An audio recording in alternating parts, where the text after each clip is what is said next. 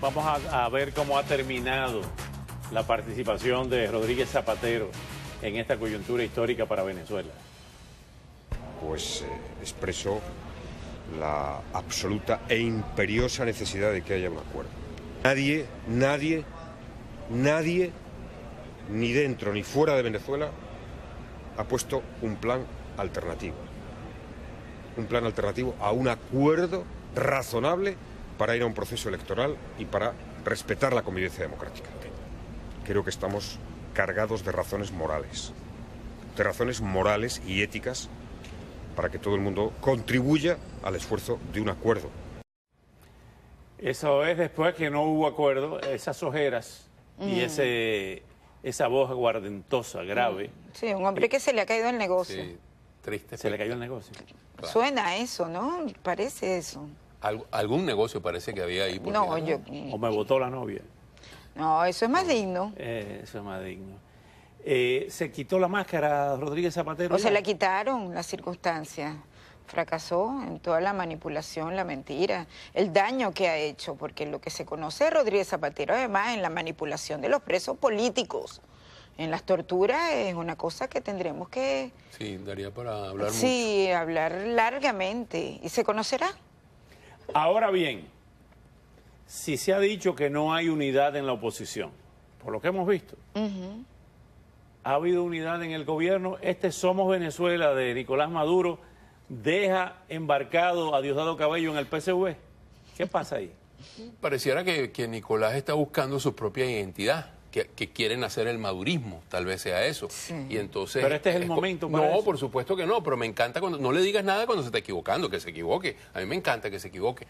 Lo que yo creo también, y un poquito de la pregunta que hace un rato estaba formulando, yo creo que hay que estar muy claro que en Venezuela no hay ninguna otra salida que no sea la que se pueda propiciar por una rebelión cívico que sea acompañada por la parte militar. El problema en Venezuela es que además la parte militar es quizás un 60-70% de ese componente, está altamente corrompido y participa en el tráfico de combustible, en el tráfico de drogas, en el saqueo de los minerales, oro, etcétera, etcétera, en todos los grandes negocios, inclusive en el de la comida y todas estas cosas. Entonces, allí es donde falta el engranaje, pero yo creo, Oscar, que la oposición tiene que unirse en este momento. Yo creo que es el momento más propicio para que esa unidad se pueda dar. Ya fracasó lo que nos desunía. Yo creo que no queda ninguna duda a nadie. Entonces, hay que unirse ahora en torno a ¿qué? A formular una estrategia que esté diseñada para sacar al régimen de Maduro lo antes posible, contando con el apoyo internacional, que no lo habíamos tenido de una manera tan clara y precisa y directa como lo que lo tenemos. ¿Qué consecuencias inmediatas internas tiene, por ejemplo, que el gobierno de Costa Rica diga no puede venir el ministro de la Defensa, Vladimir Padrino, con su familia aquí porque tuvo que sacarla de España ante la decisión de la Unión Europea y de España de embargar todos esos bienes? ¿Qué pasa con las cuentas que han sido ya ubicadas y rastreadas? ¿Y qué consecuencias en lo interno tiene eso? Es el efecto deseado. Porque, como tú acabas de mencionar, ellos no están unidos. Los militares tampoco lo están, e incluso hay una franca diferencia entre Diosdado Cabello y Nicolás Maduro. La próxima víctima, como sortean ellos, después de Rafael Ramírez, es Diosdado Cabello. Le estorba a Maduro y sobre todo a Cilia Flores. Y eso lleva a una crisis militar también, al control. Lo que está citando de Padrino es apenas un ejemplo. Ahora bien, Diosdado maneja los colectivos, Diosdado maneja un sector de las Fuerzas Armadas, Diosdado maneja a los narcos... Diosdado maneja los grandes negocios. Los grandes negocios.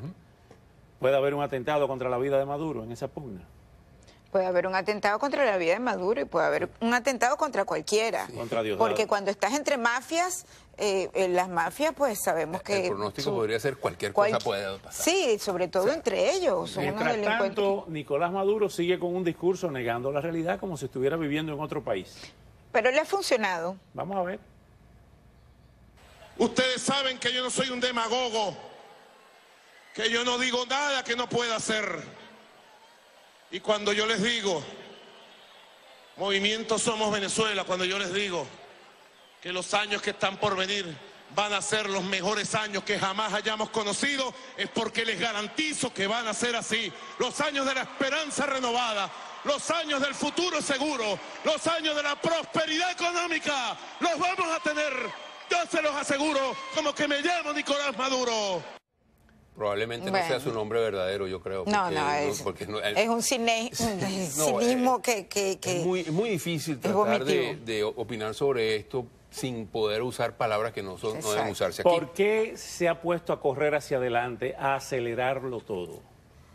No tiene tiempo, el país se le viene encima, entre los saqueos, entre el hambre, entre la gente desesperada, porque además no hay alternativa. Y de alguna manera la ausencia de seguridad o de certeza sobre el liderazgo opositor ha llevado a la gente a rechazar aún más las circunstancias en las que está viviendo, porque no puede resignarse a morir de hambre.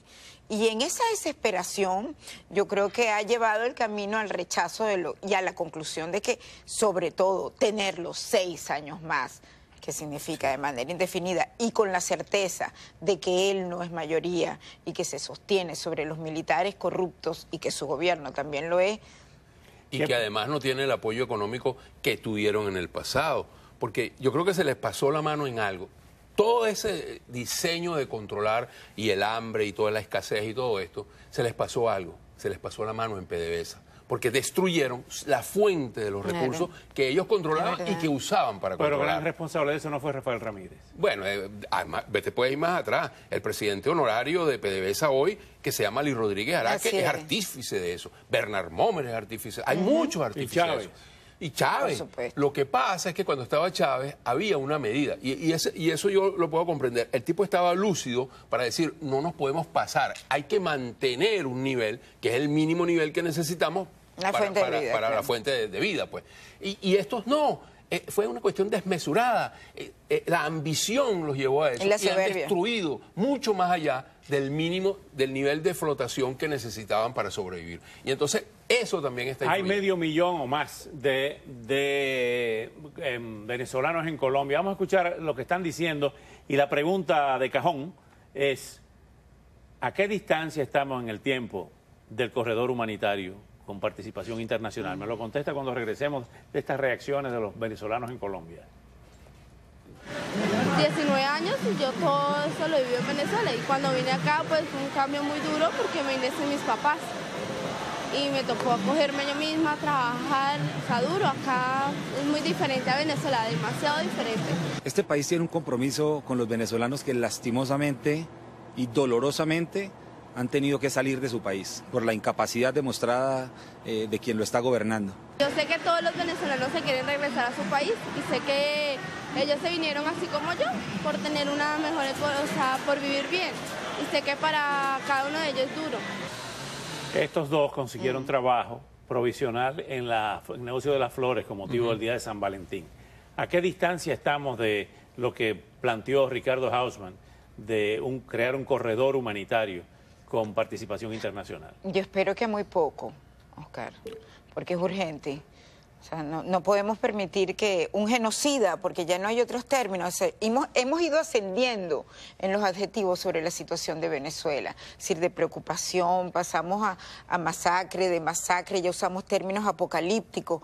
¿Y qué más vamos a esperar? Que la gente vaya cayendo como barajitas, muertos, que los estados y los gobiernos vecinos ya se vean afectados realmente como está ocurriendo con Colombia, con Brasil y más allá al sur. Es muy preocupante. Eso no lo pueden permitir los otros países. Nos quedan 30 segundos. ¿Qué posibilidades reales hay de un cisma o de un rompimiento en las Fuerzas Armadas? A los niveles medios, mayores, capitanes. Creo que sí las hay. Y creo que tendrías que buscar a muchos de los fundadores del 4F que están de regreso en esas labores. No, pero yo voy más allá. Yo creo que ya en los cuadros las generaciones siguientes se unen a eso. A eso. Y ahí es donde se hace. Y puedo ir más allá. Puedo decirte que a muchos también les preocupa que se les cayó el negocio.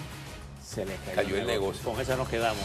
Seguimos en Vigilia Informativa con Venezuela. Al regresar, nos vamos a Washington. En el Capitolio solo se habló hoy del presupuesto para evitar un nuevo cierre del gobierno y darle un respiro al país. Enseguida volvemos.